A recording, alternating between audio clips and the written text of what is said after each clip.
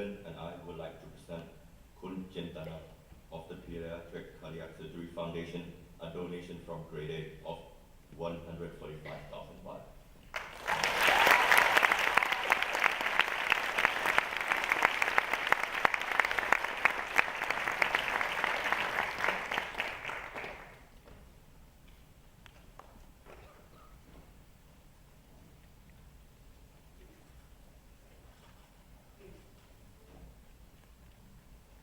Good morning. Thank you, grade A students and all of you at ISB who support Hopes for Heart. For the past 12 years, more Thai children have been able to have healthy lives because of the donation from ISB grade A students. I agree with Nelson Mandela that the heart and head are powerful combination. And this year, grade A students once again give not only a donation so that other children can have stronger hearts. Grade A students at ISB also give themselves a chance to think about other people's lives. On behalf of the staff and children at the Pediatric Cardiac Surgery Foundation of Thailand, thank you again, ISB Grade A.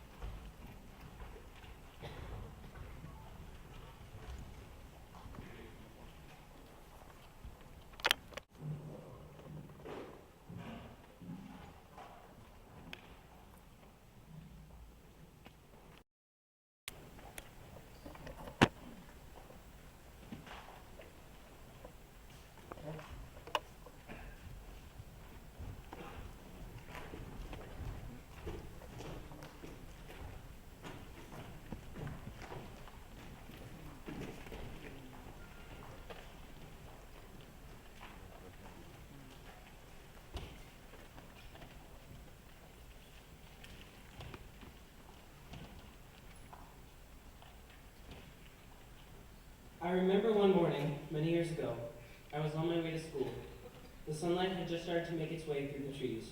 The sound of my bike chain was rattling against the frame, and the faces of half-asleep students were looking out their bus windows.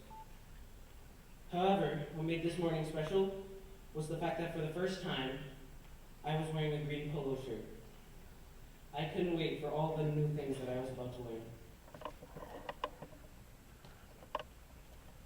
As I tied my black shoes over my white socks, I was scared. Scared of what lay ahead in 6th grade, even though it was just the same building because my school in Australia had no middle school. I smoothed out the creases on my blue tartan dress and stood up. It was a ridiculous uniform. I hated it. I decided I was going to be different. I wasn't going to be the girl who was too shy to talk to anyone and who sat by herself while eating lunch. No, I was determined to make friends in 6th grade.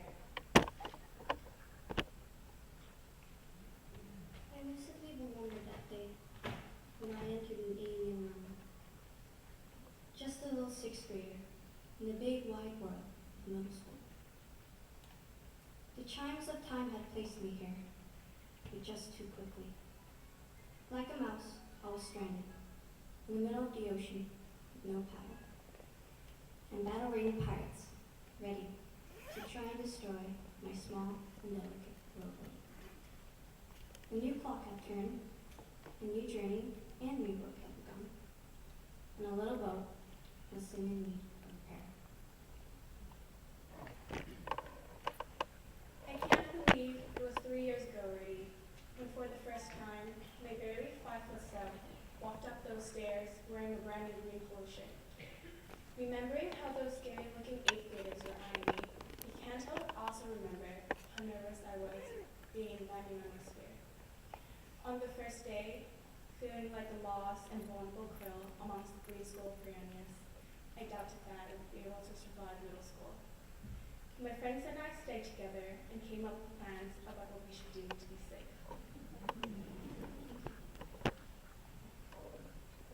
The first week or two I was in ISB, every day was new and exciting. The lesson I learned in the first 2 weeks was that regardless of anyone's background, people can get along just fine. I remember 2 girls, one was Israeli and the other was from Saudi Arabia. If you watch the news, you would expect them to be in conflict, but these 2 girls have been friends since kindergarten.